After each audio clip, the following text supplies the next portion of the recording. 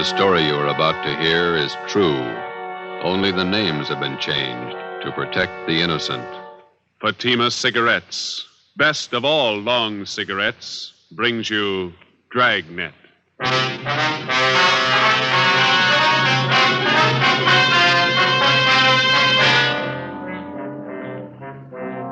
You're a detective sergeant. You're assigned to robbery detail. Vicious gunmen have committed assaults, robberies, attempted murders. Their victims, Army officers stationed in your city. Your job, get 'em. If you want a long cigarette, smoke the best of all long cigarettes. Smoke king-size Fatima. Fatima is the long cigarette which contains the finest Turkish and domestic tobaccos superbly blended to make Fatima extra mild. And that's why Fatima has a much different, much better flavor and aroma than any other long cigarette. That's why Fatima has more than doubled its smokers coast to coast. So enjoy Fatima, the best of all long cigarettes. It's wise to smoke extra mild. Fatima. It's wise to smoke extra mild Fatima.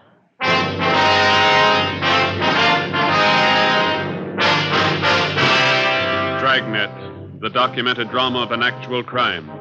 For the next 30 minutes, in cooperation with the Los Angeles Police Department, you will travel step by step on the side of the law through an actual case from official police files.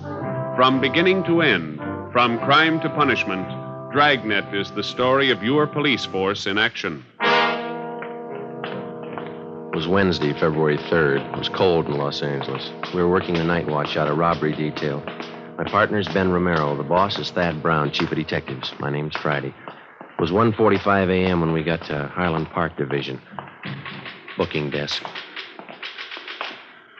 Hi, Shepard. Oh, hi, Friday, Ben. Hi.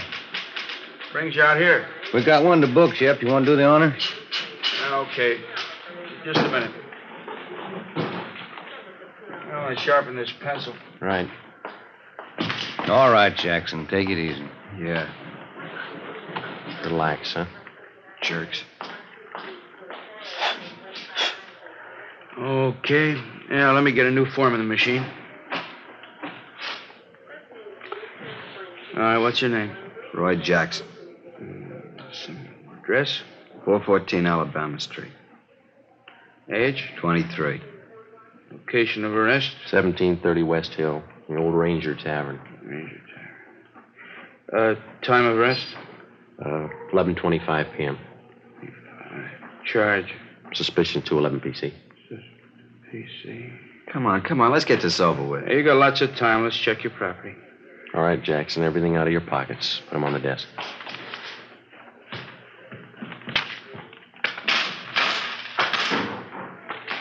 What about my keys? You won't need them for a while. Put them on the desk.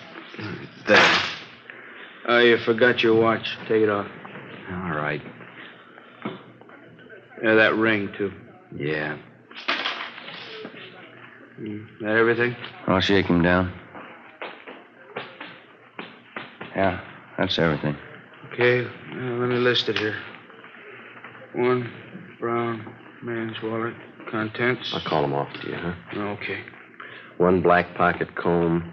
Pocket comb. You got that? 1 keychain and ring with 5 keys. Good luck charm on it. 5 keys. Good luck, chum, yeah? Let's see, there's 10, $11.63 in cash. 11.63. 1 man's wristwatch, Waltham. 1 man's ring. You got that? Yeah. Yellow metal, the ring. Ring. With a white stone. Yeah, It's a diamond ring. That's gold. 1 man's fountain pen. Fountain pen. That's it. Yeah, okay. Just put all the stuff in the envelope.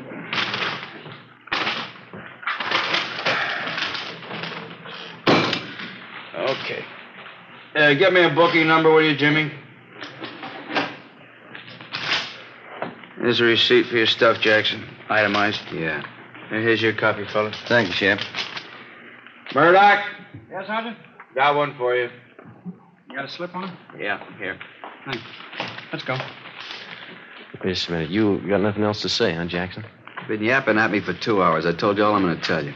6 robberies, 6 assaults, 3 attempted murders. It's a tough rap to stand alone. What about your pals? You got my story. Okay, take them. Stubborn. Yeah. We better get the arrest on the teletype. All right. What? 2 a.m. It's a long day. It's Thad Brown coming in the door. Yeah. Hi, Chief. Hi. What are you doing out here this time of the morning? On my way home, thought I'd drop by and call the office. Forgot something. About Jackson. Do any good? Not much. He's got a story. He's sticking to it. Where'd you pick him up? Bar on Hill Street. We booked him here. It's out of the way. Jackson finger any of the gang? No, question him 2 hours. Either of you got a smoke? No. Yeah. Here you go. Well, let's go in his office. Sit down a minute. It's a good idea. My feet are killing me. Pretty hard to figure this thing. All right. Yeah. Thanks. Gang of cheap hoods, armed to the teeth, slugging, shooting their way around town, coming from all directions. We got it fairly well narrowed down, and 9 out of the 10 jobs they pulled, they operated either in San Pedro, the central area, or Hollenbeck. Still haven't any idea why they pick Army officers for their victims. Jackson wouldn't tell us why.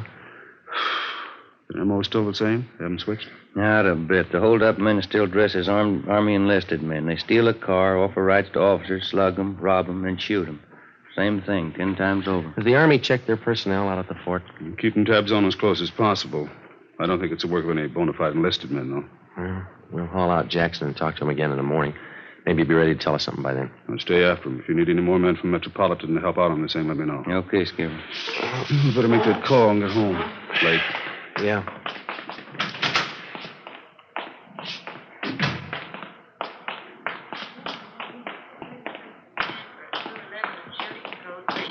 Attention, all units, code 3. What was it, code 3, Shep? 31st and Stafford, 211 and shooting. Chief Brown, Ben, and I got to the scene at 2:20 a.m. An ambulance was already there, along with 2 cruiser cars and a half a dozen curious onlookers. Lying face down on the dirt road about 15 feet off Stanford Avenue was a man dressed in an Army officer's uniform. He wore first lieutenant bars. His blouse had been half ripped off, and the side of his face was bruised and swollen. The back of his head showed the results of a vicious beating. There were 2 bullet wounds in his left shoulder. A few feet away, sprawled out on his back, was a major. He'd been brutally beaten, but he was still conscious. While the ambulance attendants gave first aid, we questioned him briefly. Both bodies were lying 30 feet from the interurban railway tracks. Feel up to telling us how it happened? Hit me on the mouth with a gun. Can't talk too well. No, don't try to get up, Major. That was Lieutenant Kelly. He was with me. He'll be okay. They're getting him in the ambulance. We were hitchhiking downtown, Kelly and me. 2 men in a gray sedan picked us up. Said they were going back to the fort. How were the men dressed? Do you remember? Too much noise. What do you say? Just a minute. What was that? The PE train going by. Now, can you tell us about it? Enlisted men. One is a tech sergeant, and I'm a private. He said they'd drive us back to the fort in a gray sedan, Pontiac. Excuse me, Sergeant. Oh, sure. I'll have to take care of those face wounds. You can go ahead. Okay. Did you see the license number on their car? Too dark, no. Gray sedan. Pulled guns, stopped the car here. Took our money, everything. This'll sting a little. There, it's good. You think you'd recognize the men if you saw them again? One was tall, 6'2", I guess. Think I know. They shot Kelly. He tried to run. They shot him. How is he? He's okay. Is there anything else you can tell us about the men? Ambulance is ready. I'll take him. We can talk to him later. All right, Rob. Yeah.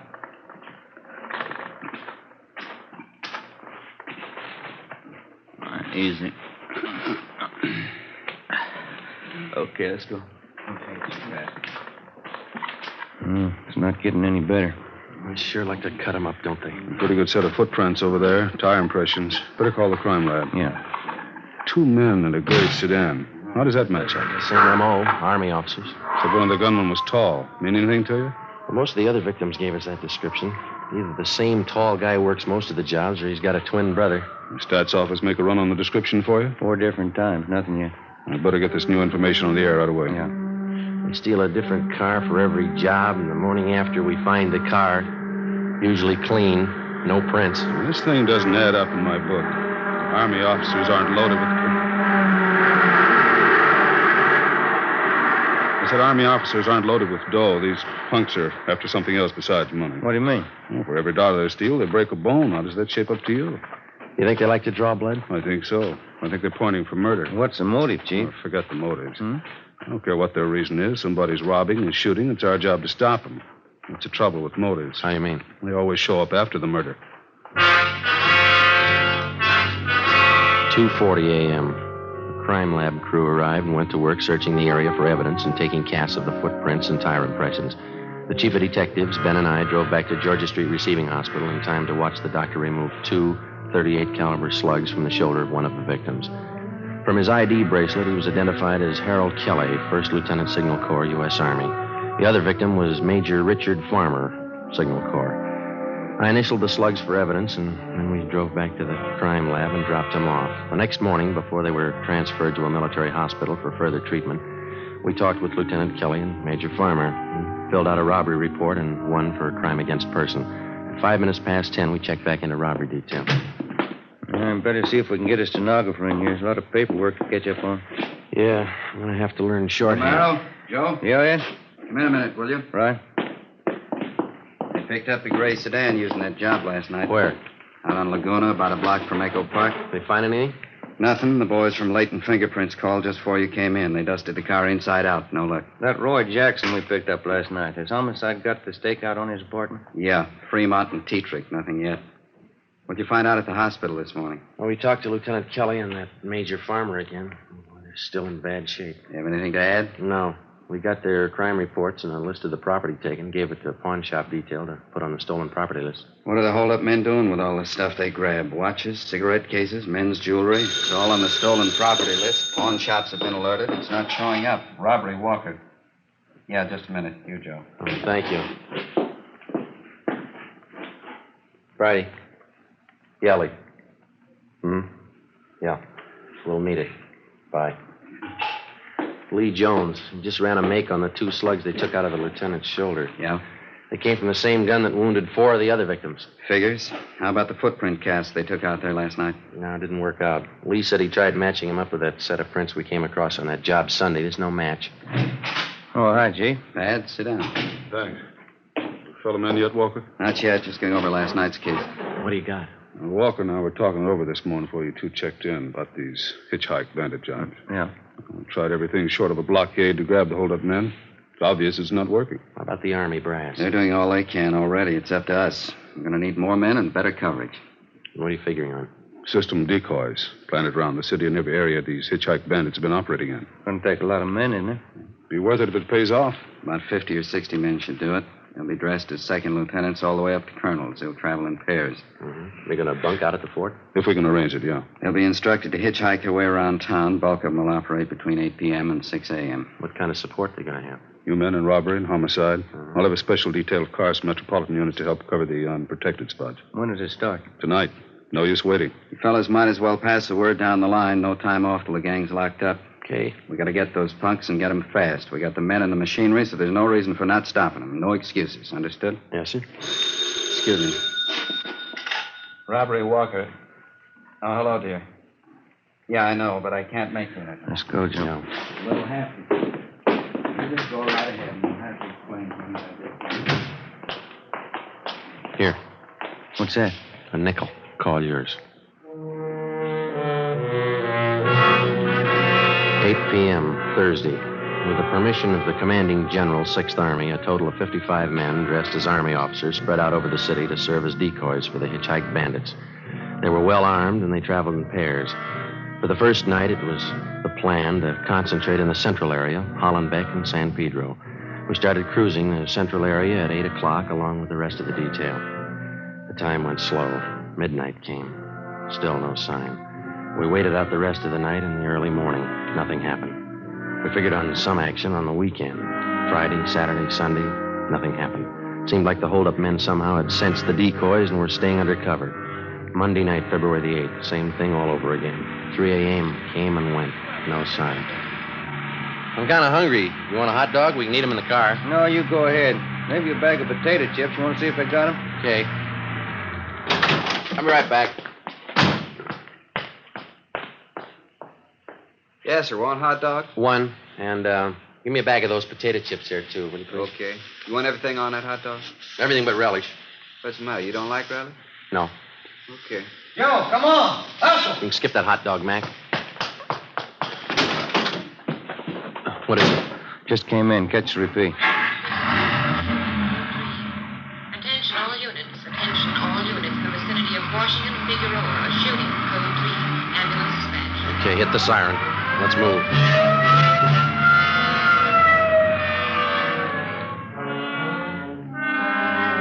When we got to the scene, neither of the two victims were identified as police decoys. One of them had already been placed in the ambulance. Ben went over to talk to him. The second victim was still lying in the street, his chest riddled with bullet wounds.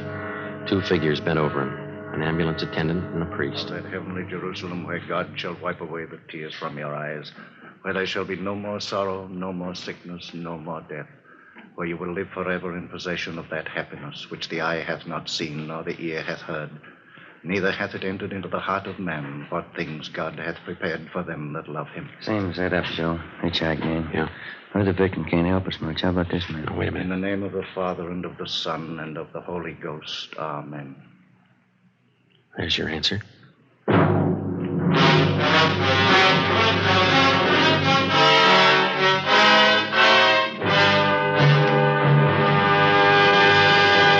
You are listening to Dragnet, the case history of a police investigation presented in the public interest by Fatima Cigarettes. If you smoke a long cigarette, it will be in your interest to listen to a typical case history of a Fatima smoker. It's the case of Miss Shirley Gelman, trained nurse in the city of Los Angeles, California, and this is her actual signed statement.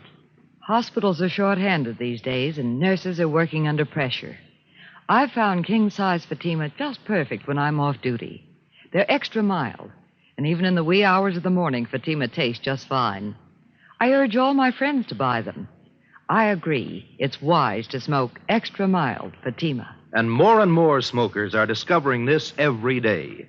Actual figures show Fatima has more than doubled its smokers coast to coast. So enjoy Fatima yourself. The long cigarette, which contains the finest Turkish and domestic tobaccos, superbly blended to make it extra mild. You will prefer Fatima's much different, much better flavor. You will agree.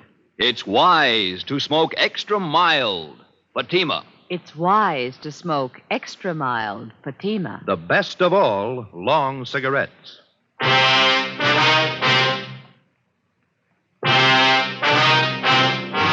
Wednesday, February 10th. At the inquest, the murder victim was identified as Marine Corps Lieutenant Robert Paul Lawrence, age 24. The bullets removed from the body at autopsy were taken to the crime lab where the ballistics men ran them through. They were fired from the same gun used in the previous hold-up shootings by the hitchhike bandits. The companion of the victim at the time of his murder could add little to what we already knew as far as the descriptions of the gunmen were concerned. The following morning, Ben and I drove out to the home of the murdered man to interview his father, a colonel, Marine Corps, retired. Black wreath on the door. Yeah. It's a big house, isn't it? Mm-hmm.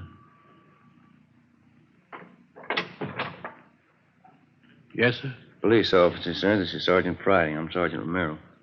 Oh, yes. I saw you the other day at the inquest. Yes, sir. We hate to bother you again, but we'd like to ask you a few questions.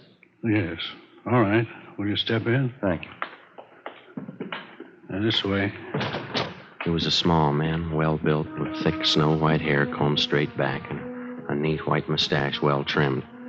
He walked deliberately with his shoulders thrown back as he showed us into a large living room richly furnished. A picture of the Battle of Belleau Woods hung over the large fireplace. The rest of the pictures in the room were of famous Marine Corps officers. Now, gentlemen, how can I help you? It's about your son, Robert. We didn't want to bother you at the inquest. Yes. I guess I don't have to tell you. Bob's death was a blow. Yes, sir. He's been staying here with me from time to time since my wife died last year. House this big needs people. Just myself, the wife gone. Yes, sir. We'll only take a minute. You see, everything had been taken from your son, and we'd like to find out if you know what personal property he was carrying at the time he was... Well, I don't know. I guess he had the usual things, a few dollars, his wallet, St. Christopher medal, silver, his watch. Was the St. Christopher medal valuable? Oh, not too much, no, not monetarily. And that watch? Well, yes, that was worth something, a pocket watch. I gave it to Robert when he was commissioned at Quantico. That's his graduation picture on the mantel. Here. This is Robert. Yes, sir. Mm-hmm. Fine boy, Sergeant. Robert was a good Marine. You think you could describe the watch for us? Gold pocket watch. Cost quite a bit when I bought it for him. There's some engraving on the inside of the cover. What is it? Says from an old Marine to a young one. Signed Dad. Mm-hmm. Anything else about it, sir? Very fine jeweler friend of mine made the watch. It has small chimes inside, and when you push the lever on the side, it chimes the hour and nearest quarter hour. Very clever. Yes, sir, I see.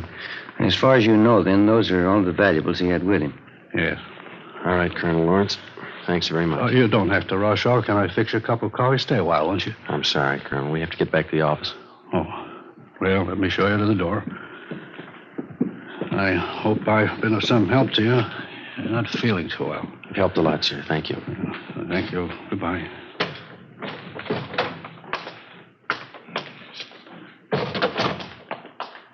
Nice home. Yeah. Beautiful furniture. Everything a man could want. Except the sun. For the next 6 days, we got nowhere. Both robbery and homicide details stayed at work on the case. The citywide decoy plan continued along with the extra night patrol of cruiser cars from the Metropolitan Division. Dozens of leads were received and tracked down. None of them paid off. We stayed on it, but despite all our work, in 1 week, the hitchhike bandits were credited with 16 car thefts, 8 actual holdups, and 3 more assaults with intent to commit murder. February 18th, 2 p.m. Ben and I were called to Captain Walker's office. Close the door, will you, Ben? Oh, yeah. What is it, Ed? Both of you know Burdick here, theft detail? Oh, yeah, sure. Hi. You want to tell him what you just told me, Burdick? Yeah, I was just telling the captain. I was on night watch last night with Resnick, and we picked up this guy for grand theft auto. Got him out in a bowling alley on Vermont. Yeah. Well, Resnick and I didn't think too much about it. We took him into Central and had him booked. Gave his name as Clyde Black. Mm-hmm. As I say, I didn't think too much about it. But on the way into work, I got to thinking. This fella comes pretty close to the description of one of your hitchhike bandits. Yeah? Yeah, he's pretty tall, 6'2", dark hair, dark eyes. Pretty tough. He's still in jail? Still there. Anybody else talk to him besides you? Resnick and me, that's all. Here's the mug shot we got on him last night. Take a look. Let me see. Mm-hmm. It seems pretty close. You got a home address on him? Yeah, a place out on South Flower. Here's the number. Thanks. Oh, yeah, there was something else. Struck me kind of funny. What's that? When we booked the guy in last night... Yeah? In his back pocket, he had a St. Christopher medal. Ben, Ed, Burdick, and I drove out to the address on South Flower Street, which the prisoner Clyde Black had listed as his home address. It was a rooming house, and the landlord remembered Black, but he hadn't lived there for 2 months. He gave us Black's forwarding address, an apartment on MacArthur Drive. There, the manager told us he hadn't lived in the building for at least a month. He had moved and left no forwarding address. We put tracers through on him with DMV, our business office, and with local merchants in the neighborhoods where he had lived. By 6:30 p.m., we had an answer. An apartment on Pico Boulevard, just east of Alvarado. At 7 o'clock, we were on our way up in the elevator to the 3rd floor of the apartment house.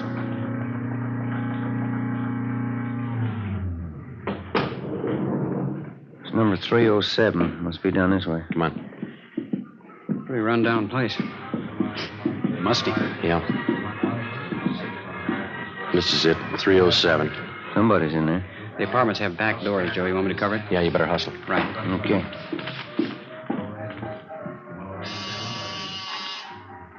Stop talking. Yeah, what is it? Mailman, registered letter. Okay. Give me. Police officers. Move you guys. Hands up, Joe. Yeah. Hey. They're going out the back, Ben. Watch it. Burdick's got him stopped out back. All right, you now cut it. Let me go. I said, let me go. That's one of them.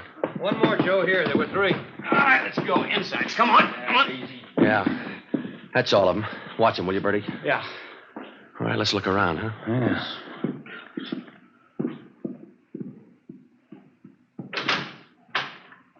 Take a look.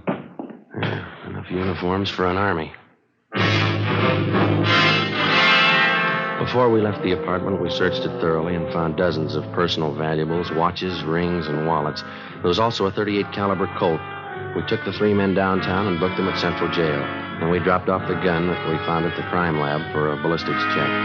8:35 p.m., we brought suspect Clyde Black to the interrogation room. Captain Walker, Ben, and I confronted him with the evidence. Here you are, Black. Take a look at these.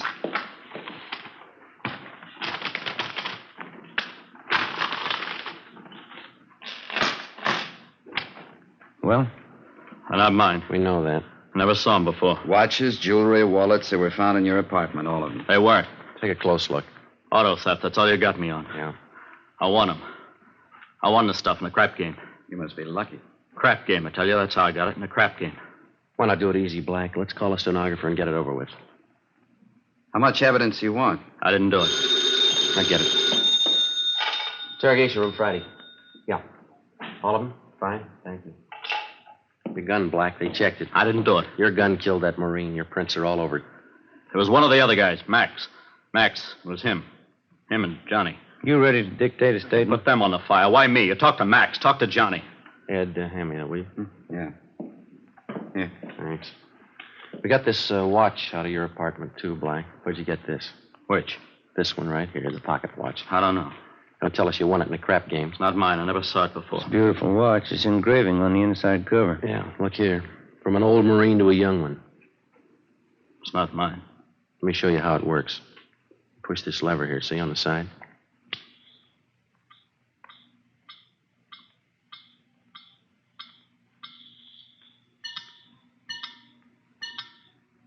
Now, how about it? I hated them. I hated all of them. Everything about them. That lieutenant. I had to kill him. He was going to get away. I had to kill him. I had to. Why'd you pick on officers? They had it coming. Pushing guys around. I hated them. I hated every lousy bum in their bodies. I'll get the stenographer. Yeah. Then knock off and go home. You too, Ben. I had to kill him. I hated him. I'll tell them that. I'll tell them like I told you, just like I told you. Yeah, they'll believe you, mister.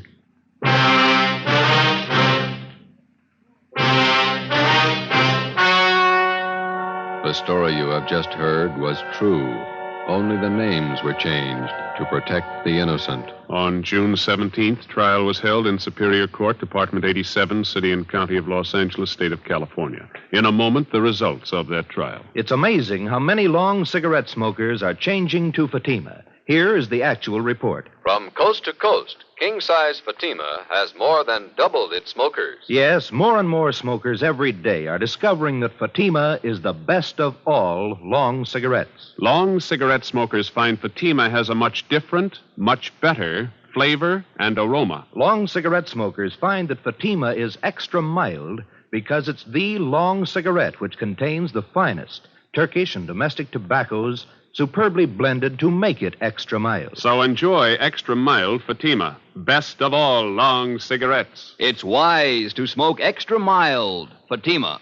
It's wise to smoke extra mild Fatima.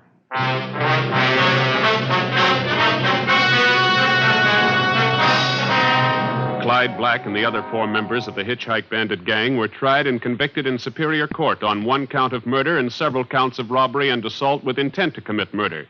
All 5 are now serving life terms in the state penitentiary. You have just heard Dragnet, a series of authentic cases from official files. Technical advice for Dragnet comes from the Office of Chief of Police W.A. Wharton, Los Angeles Police Department. Fatima Cigarettes, the best of all long cigarettes, has brought you Dragnet from Los Angeles. You're tuned for the stars on NBC.